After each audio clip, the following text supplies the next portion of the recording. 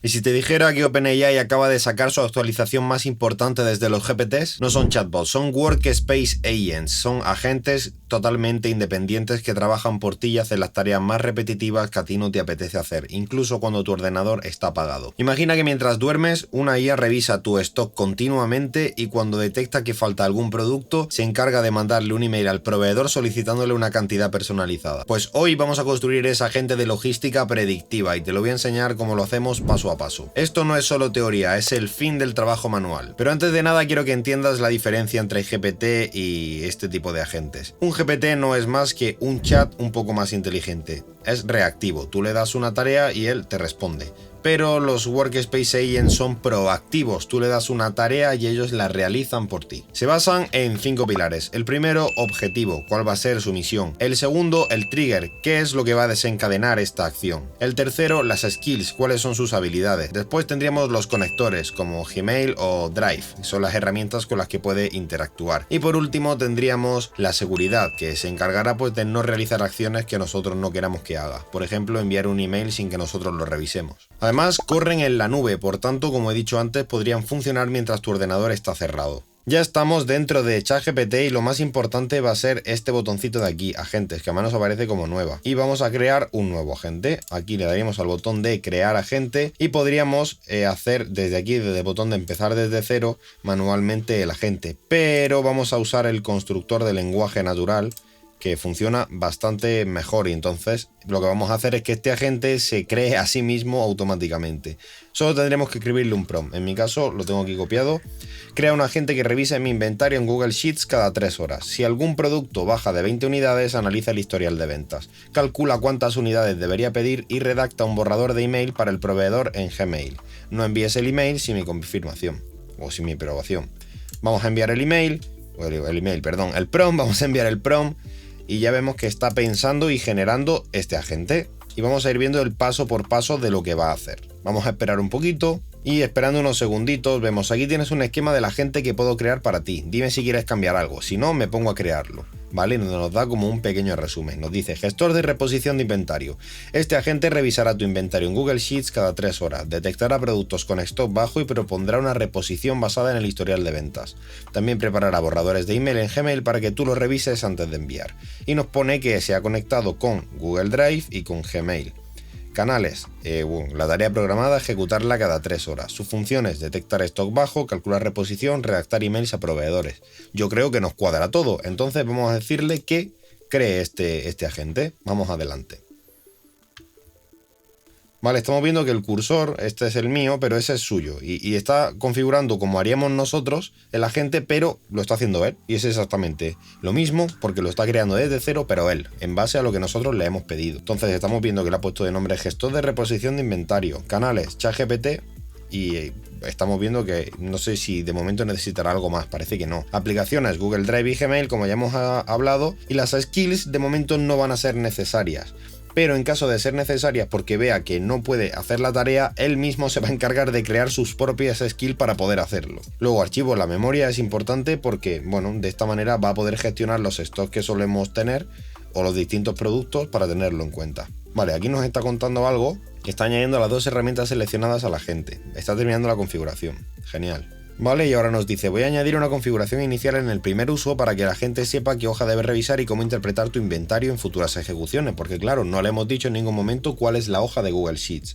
Entonces nos tendrá que preguntar sobre qué hoja va a trabajar. Mientras la prepara, yo voy a coger aquí esta hoja de Google Sheets vacía, que la he llamado stock, y vamos a crear algo muy básico, por ejemplo, producto, unidades.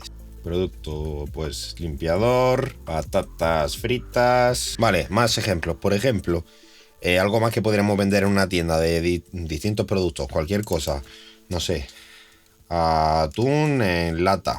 Con estos 3 ejemplos está bien. Y el limpiador vamos a poner, venga, 120. Patatas fritas 60, atún en lata 54. Voy a crear otra columna por si acaso, que no sé si va a ser necesaria. Unidades bajas. Decimos que si tienen menos de 150 tienen que reponer, si tienen menos de 50 y si tienen menos de 50. Entonces, según este caso, 120, que son las unidades que hay, es menos de 150, que son las unidades que se consideran suficientes para tener que hacer un pedido. Y en los otros dos casos, como 60 más de 50 y 54 más de 50, no tendría que pedirlo. Vale, mientras tanto vemos por aquí que sigue trabajando o incluso que ha terminado. Entonces nos está pidiendo que conectemos con Gmail. Vamos a conectarlo. Conectar. Vale, en principio ya he conectado Gmail y mientras tanto está creando la primera versión de ejecución automática. Y si leemos un poquito por aquí vemos que antes no había ninguna skill y ahora ha creado una skill que se llama Inventory Sheet Onboarding, donde entiendo que nos tendrá que preguntar ciertas cosas y creía necesario hacer esta skill. Y aquí ha diseñado la skill entera donde habla pues cuál es su rol, que de esto... De hecho, de esto hablamos hace un par de vídeos en el tema de cómo hacer buenos prompts y el tema del rol era muy importante. Luego los source, como las fuentes de donde obtiene la información, sus funciones y bueno, demás. Lo pone todo por aquí. Entonces ahora mismo está pensando porque una vez que hemos conectado esta herramienta ya pues entiendo que nos podrá poner a funcionar. Vamos a darle otros segunditos. Vale, han pasado unos 10-15 segundos, no ha pasado más. Y nos dice que ha añadido X cosas y tal. Bueno, vamos a probarlo. Vamos a decirle probar. Bueno, aquí en programación antes de nada, vale, lo ha puesto ya automáticamente cada 3 horas. Es súper inteligente. Entonces vamos a darle a probar en el chat. Vale, vamos a decirle revisar inventario ahora. Y dime qué productos... bueno, venga, qué productos están por debajo de 20 unidades. Vale, está levantando la gente. Si nos fijamos, aquí en la ruta de pensamiento está diciendo que no tiene la hoja, efectivamente, porque no se la hemos dado.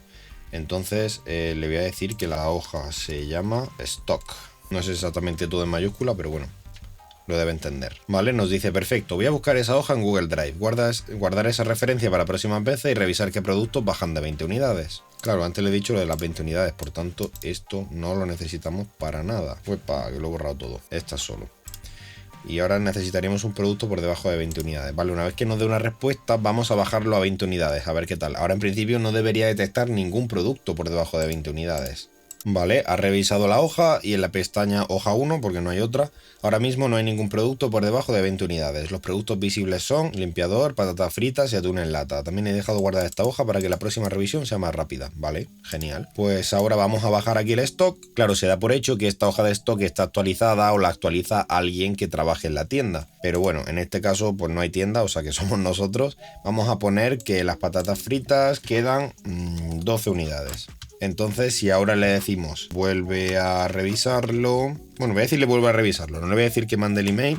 A ver si lo hace por sí solo. Vale, va a volver a abrir la hoja guardada y comprobar el stock actual por si ha cambiado desde la última revisión. Ahora sí, hay un producto por debajo de 20 unidades. Patatas fritas están en 12 unidades. Si quieres, sigo con el siguiente paso y te preparo la recomendación. Vale, adelante. Igualmente, esto es un chat con el agente, pero por lo general va a ejecutar esta tarea automáticamente cada 3 horas y la va a preparar si es necesario. Está buscando los datos del proveedor, tampoco los tiene, entonces me los debe pedir. Y luego los almacenará para cuando tenga que hacer la tarea automáticamente poder preparar ese email. He seguido adelante hasta donde me permiten los datos, ahora mismo solo veo esto. No he encontrado una pestaña con historial de ventas, un email o contacto del proveedor. Vale, entonces le digo, vale, el correo es proveedor@gmail.com, por ejemplo.